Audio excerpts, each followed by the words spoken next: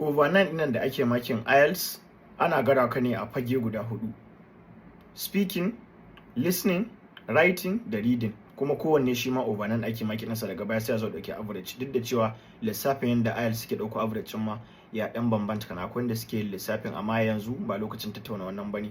Amma dai a san da haka hakika ana buƙatar da ka je ka shirya wa yin speaking test, wanda akan yi shi ne shi daban da sauran jarabawoyin, sauran bangarorin jarabawa, wato listening, writing da reading. Shi speaking akan yi shi ne a gefe, wani lokacin akan yi shi bayan an yi sauran uku, wani lokacin kuma akan yi shi kafin a yi sauran uku.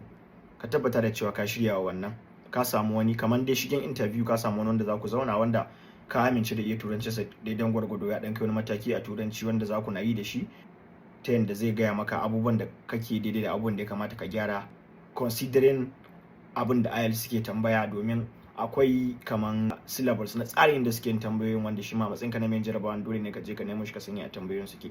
Hakanan listening, hakanan writing, hakanan reading, duk ana buƙatar ka yi wannan shiri din. Duk da cewa su waɗannan guda ukun za ka iya shiryawa da kanka ba tare da ka nemi wani ba.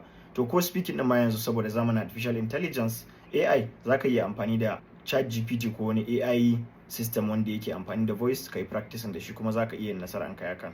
Da fatan Allah ya taimaka.